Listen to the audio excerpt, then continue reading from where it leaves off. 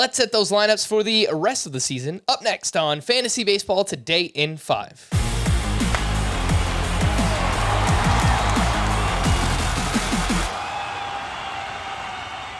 Welcome into FBT in 5. As always, make sure to follow and stream us on Spotify. Today is Friday, September 23rd. I am Frank Sample, joined by Scott White, and this is a little bit different. It's a unique preview for the upcoming week because we're previewing the final week and a half, which seems to be the standard set on CBS. So, Scott, let's just jump right in to the sleeper pitchers for the final 10 days of the season, starting on Monday.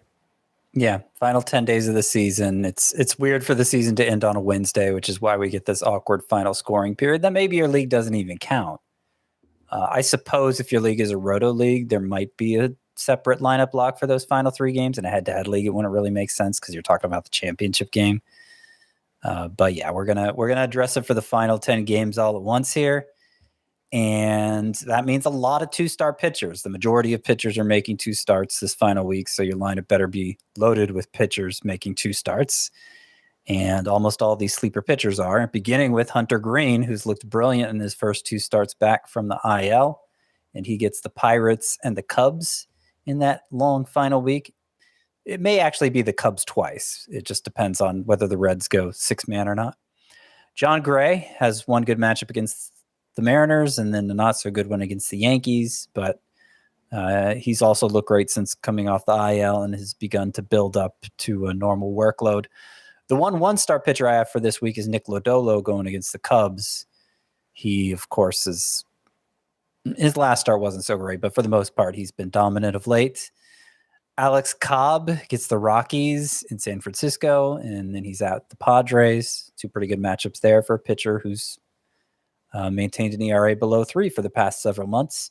Patrick Sandoval gets the Athletics twice. Jose Quintana gets the Pirates twice.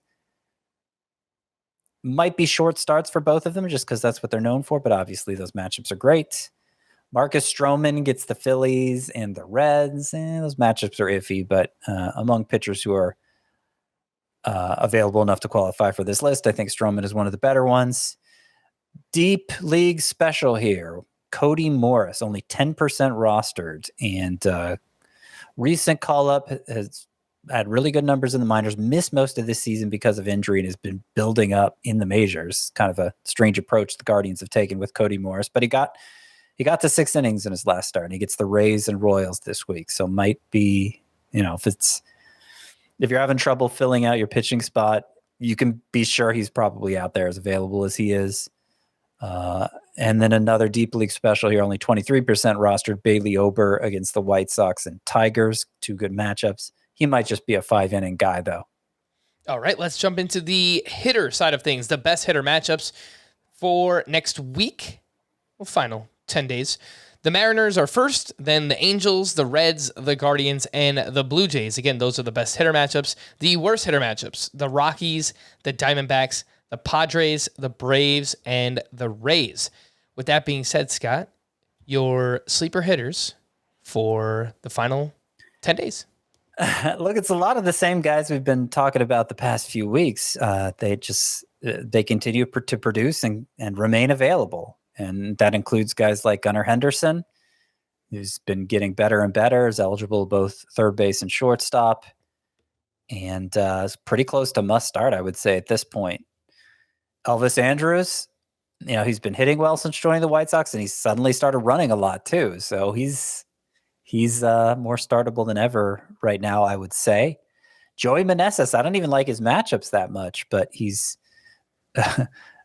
batting .328 with an OPS over 900. I don't know that he is a stud, but he's performed like a stud for long enough that I feel like for this final week we should treat him like a stud and not worry so much about the matchups for Joey Meneses.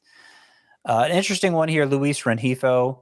He's been hot lately for the Angels. He startable at a variety of positions, and 4 of the 9 pitchers on tap for the Angels are left-handers. Rengifo is batting .338 with a .973 OPS against lefties this season. I also like his teammate Taylor Ward this week. He's batting about .330 in September, so he's come around. Oscar Gonzalez is on this list. Vinny Pasquantino is on this list. Carlos Santana for a second straight week is on this list. He's been hitting a lot of home runs lately in his matchups. 10 games against Rangers, Athletics, and Tigers pitchers. Best matchups of any team. The Mariners. And then a deep league special among hitters, Kerry Carpenter of the Tigers, a rookie who hit for a lot of power in the minors this year. And 4 home runs in his last 11 games. Seems like he's turning it on in the majors. Left-handed hitter, so he might sit against lefties, but 8 of the Tigers' 10 games this week are against righties. Joey Meneses crushing it here down the stretch, Scott. Reminds me of a fan favorite from last year, Frank Schwindel, right? That has earned Joey Meneses the nickname. Joey 2 hits. We're trusting him in the final week of the season. For more extensive fantasy baseball coverage, listen to the Fantasy Baseball Today podcast on Spotify, Apple Podcast, Stitcher, your smart speakers, or anywhere else podcasts are found. And thanks for listening to Fantasy Baseball Today in 5. We'll be back again tomorrow morning. Bye-bye.